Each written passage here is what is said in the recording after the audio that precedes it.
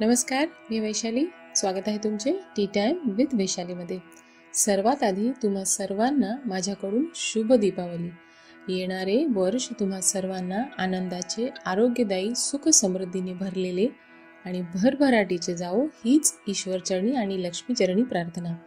माझ्यापेक्षा लहानांना आशीर्वाद असो आणि मोठ्यांना नमस्कार असो.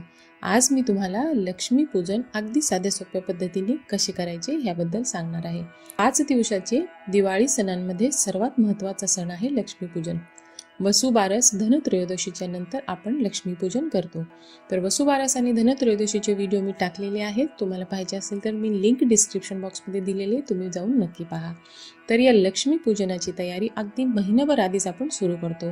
नवीन कपडे, दागदागिने, घराची साफसफाई, किराणा माल, फराळीचे पदार्थ, रंगरंगोटी, घराला सजावट, दिवे, आकाशकंदील, रांगोळी, रंगबेरंगी रांगोळी, इतर सजावटीचे सामान अगदी लगबग सुरू असते. या दिवशी आपण संध्याकाळी सर्वांनी नवीन कपडे घालायचे असते, दारापुढे रांगोळी काढायची असते, रांगोळीमध्ये वेगवेगळे रंग भरायचे असते, मुख्य दरवाजाला तोरण बांधायचे असते. आंब्याचे पानाचे आणि झेंडूचे पानाचे तोरण नक्की बांधावे आणि सर्व तयारी करून पूजेला बसण्याच्या आधी हे सर्व तयारी तुम्ही करून घ्यायची, म्हणजे तुमची गडबड आणि लगबग होणार नाही आणि सर्व कुटुंबियांनी एकत्र येऊन अगदी मनोभावे लक्ष्मीपूजन करायचे आहे. तर चला मग व्हिडिओला सुरुवात करूया. आणि व्हिडिओ आवडले मैत्रिणींनो तर लाईक, शेअर आणि सबस्क्राईब नक्की करा. सबस्क्राईब केल्यानंतर बाजूला बेल आयकनचे घंटीचे बटन असतात ते नक्की दाबा, म्हणजे माझे येणारे जे पूजेचे व्हिडिओ आहेत त्याचे नोटिफिकेशन तुम्हाला मिळेल, म्हणजे तुम्ही माझे सर्व व्हिडिओ पाहू शकाल.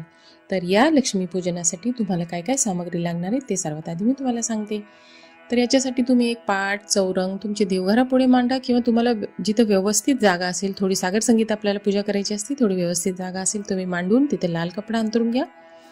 आणि सामग्रीमध्ये आता सर्वात पहिले मी तुम्हाला सांगते की लक्ष्मीची मूर्ती.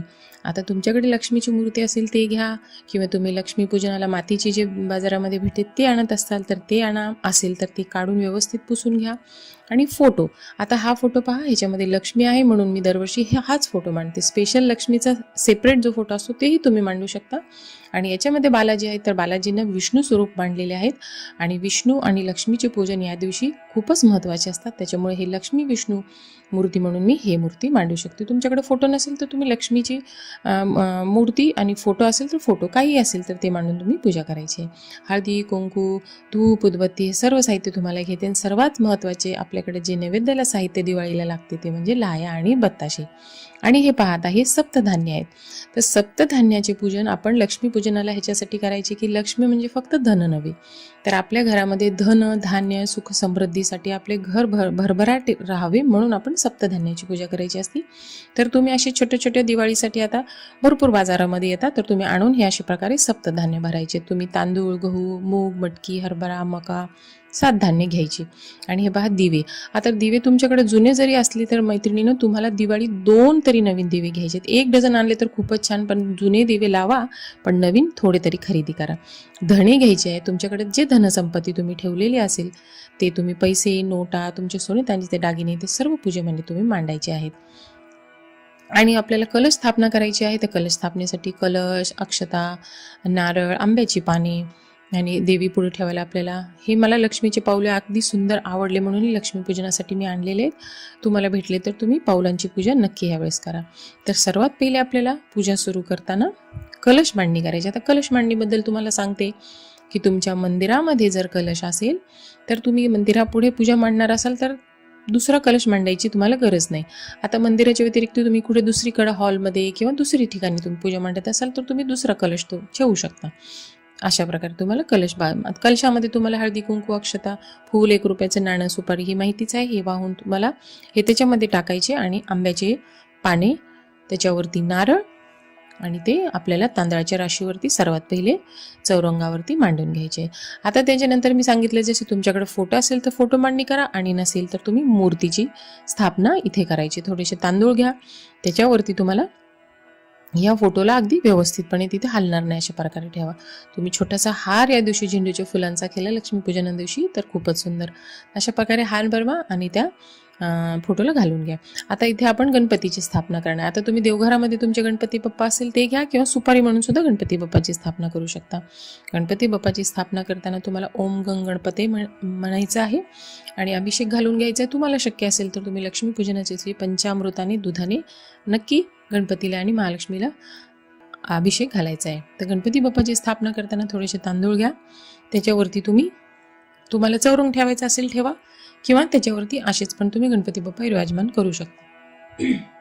गणपती बाप्पाला आपल्याला तिलक लावून घ्यायचा आहे. टिक्का लावून झाल्यानंतर तुमच्याकडे काही अलंकार असतील तर ते घाला किंवा वस्त्रमाळ करा किंवा छोटेसे फुलांचे हार बनवले तर ते देखील चालेल. तुमच्याकडे अलंकार असतील ते घाला, मुकुट असेल अगदी सुंदर सुशोभित करा.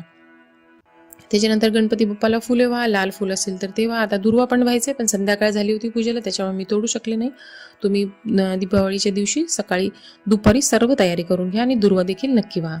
तर आपण जे विष्णू स्वरूप आहेत त्यांची आणि लक्ष्मी जी आपण मांडलेली आहे त्यांची हळदी कुंकू अक्षता फुले वाहून सर्वात पहिले पूजा गणपतीची बाप्पाची पूजा झाली. आता आपण कलश हे देवी मांडलेली आहे, फोटो मांडलेली आहे त्याची पूजा करूया. हळदी कुंकू अक्षता वाहा, फुले वाहा. लाल फूल असेल गुलाबाचं खूपच छान ते वाहू शकता तुम्ही. उदबत्ती ओवाळून घ्या, अक्षता वाहा आणि निरंजन ओवाळून घ्या. आता हे पहा तुमच्याकडे लक्ष्मीची मूर्ती असेल तर तुम्ही मातीची जर ठेवत असाल तर त्याला तुम्ही व्यवस्थित गुलाब पाणी शिंपडून फुलाच्या साहाय्याने ते शिंपडून त्याची मांडणी करा. किंवा मग तुमच्या देवघरातली असेल तर त्याला तुम्ही अशा प्रकारे पाण्याने पंचामृताने अभिषेक करून त्याच्यावरती तुम्हाला त्याची मांडणी तिथे चौरंगावर आणि पाटावरती करायची आहे. तर हळदी कुंकू व्यवस्थित तुम्ही देवीला लावून घ्या. चांगलं त्याला स्वच्छ पुसून अलंकृत करून तिथे तुम्हाला मांडणी करायची आहे. आणि आता हे जे तुम्ही अभिषेक करणार त्यावेळेस तुम्ही महालक्ष्मी मंत्र किंवा महालक्ष्मी अष्टक जर म्हटले तर खूप छान.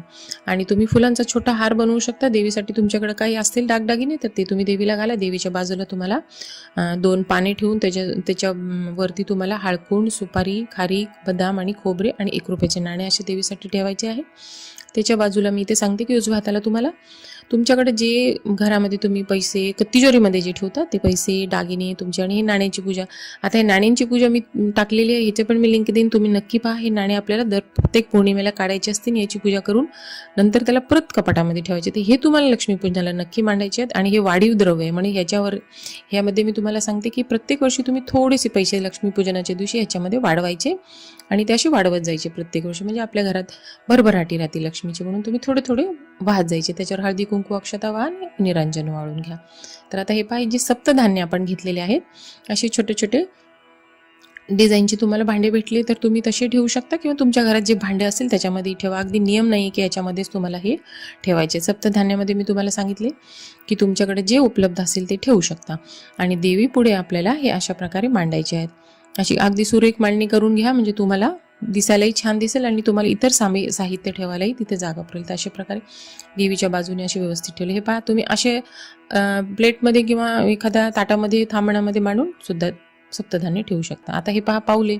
आता हे पाऊले जे आहेत आपल्याला दरवाजाला तुम्हाला लावायचे आहेत. आत येताना पाऊले लावायचे, आपल्या घरात प्रवेश करतानाचे पाऊले तिथे तुम्ही दरवाजावर लावू शकता. आणि हे मातीचे मला भेटले मी आणलेले ह्याची सुद्धा मी अगदी देवापुढे लक्ष्मीपूजनाच्या दिवशी पूजा करायची. तर तांदळाच्या राशीवरती त्याला सुद्धा देऊन हळदी कुंकू व्हायचं आहे. उदबत्ती ओवाळून घेऊन त्याला सुद्धा आपण फूल व्हायचं आहे. आणि त्या पावलांची लक्ष्मीच्या पावलांची सुद्धा आपण इथे पूजा करू शकतो. आता हे धण्याच्या धनत्रयोदशी दिवशी आपण पूजा करायची आहे पण लक्ष्मीपूजना दिवशी सुद्धा आपण धने नक्की ठेवायचे आहेत. आपण जे सोने नाणे ठेवलेले आहेत त्याच्यावर सुद्धा थोडेसे धणे ठेवून या धण्यांची सुद्धा आपण या दिवशी लक्ष्मीपूजनाला खूप महत्त्व आहे, याची सुद्धा तुम्ही पूजा नक्की करा. सर्व पूजेला तुम्ही निरांजन ओवाळून घ्यायचं. आता नैवेद्य दाखवायचा देवाला. तर या दिवशी तुम्हाला लक्ष्मीपूजना दिवशी लाह्या बताशे हे नक्की आणायचे आणि त्याचा नैवेद्य दाखवाय. आणि दिवाळीचं जर तुम्ही फराळ बनवाल तो सगळ्यात पहिले तुम्ही देवांसाठी काढून ठेवा. आणि लक्ष्मीपूजना दिवशी सर्व फराळीचे पदार्थ जेवढे तुम्ही बनवलेले आहेत ते देवापुढे ठेवा. 5 प्रकारची फळे असेल तर ते ठेवा आणि अगदी मनोभावे आरती करा. तर ही आरती करताना तुम्ही सर्व कुटुंबियांनी मिळून पहिले गणपती बाप्पाची आणि त्याच्यानंतर महालक्ष्मीची आरती करायची आहे. तर अशा प्रकारे आपण सर्वांनी मिळून लक्ष्मीपूजन साजरी करायची आहे. सगळ्यांना दिवाळीच्या खूप खूप शुभेच्छा. तर मैत्रिणींनो, व्हिडिओ कसा वाटला हे मला कमेंटमध्ये सांगा आणि आवडले तर लाईक, शेअर, सबस्क्राईब नक्की करा आणि बाजूला असलेले घंटीचे बेल आयकनचे बटन नक्की प्रेस करा, म्हणजे माझे व्हिडिओचं नोटिफिकेशन मिळेल.